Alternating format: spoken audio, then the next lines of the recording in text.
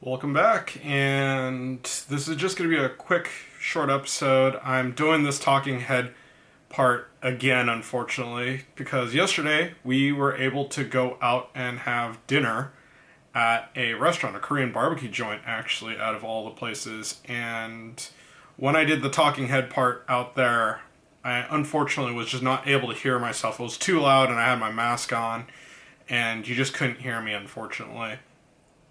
But that being said, let's hop right into it and look at the fact that San Francisco has started reopening the restaurants for in-house dining, or in-room dining, interior dining. I don't know how you want to say that, because the exterior dining I think has been going on for a while, meaning that you could eat outside if you wanted to. At the restaurants, and they closed down streets, put tables on the streets so that you could do the social distancing accordingly.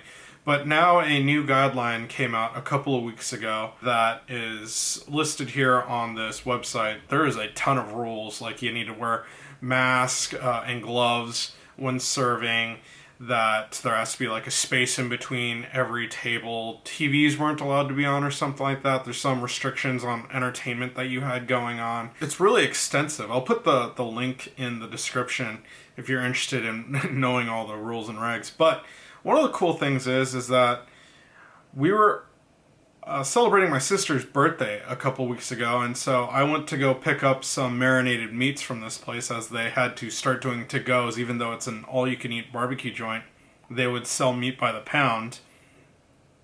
And when I was there to pick up the meat, I was like, wow, they have tables inside. And when I was talking to my roommate when we were going to the to pick up the meat, he's like, oh yeah, I thought I told you, San Francisco is reopening for indoor dining.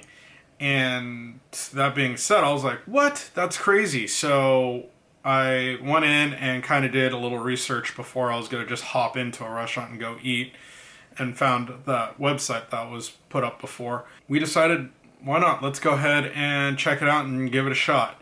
I called up a buddy of mine, and we went to go to Yakiniku, our preferred Korean barbecue restaurant in Japantown, San Francisco. And it was pretty dead. We got there, instead of having to pay for parking, we easily found street parking, walked over to the restaurant.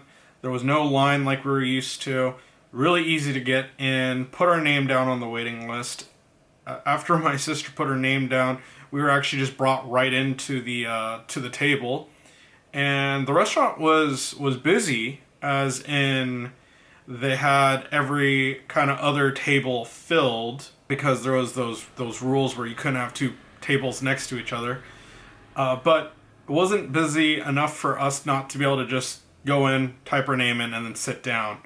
It was awesome. They provided all the alcohol, hand sanitizers and everything that you would want. And we were able to kind of just easily get right in and start ordering.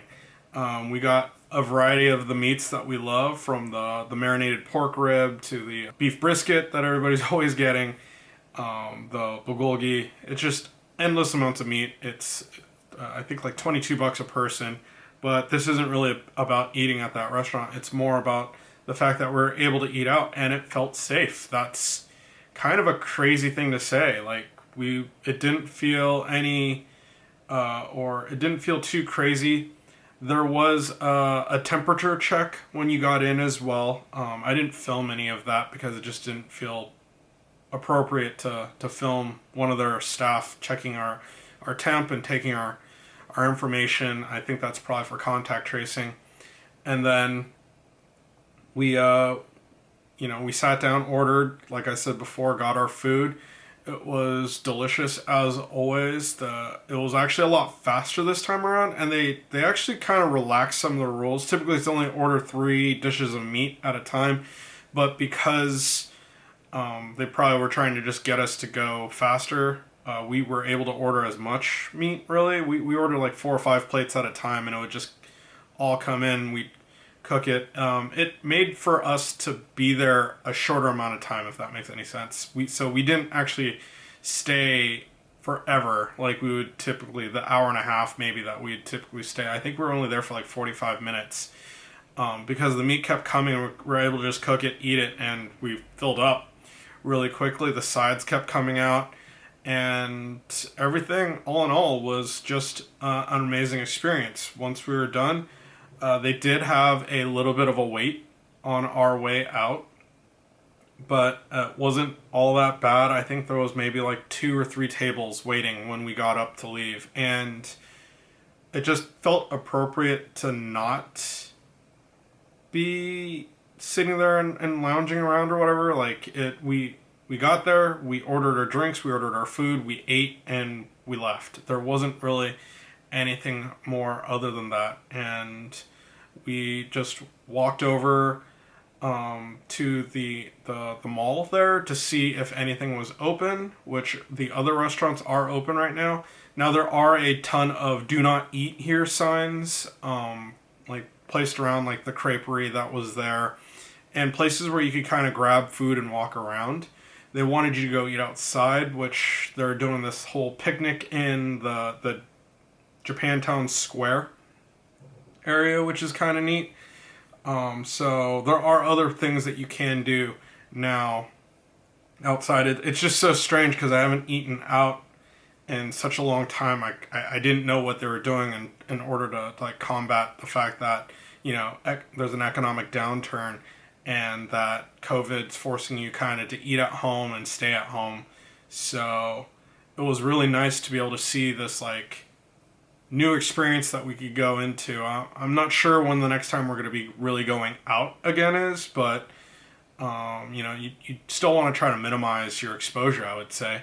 But it felt really safe, and it was a real good time to just go walk around Japantown to work off that exorbitant meal that we had, and we drove on home after that with plenty of time to spare. We went at about 5:30, and we were home at about 7 o'clock, 7:30ish. It's about a half an hour drive from here to Japantown still, even though, you know, San Francisco is only about like 7 miles by 7 miles.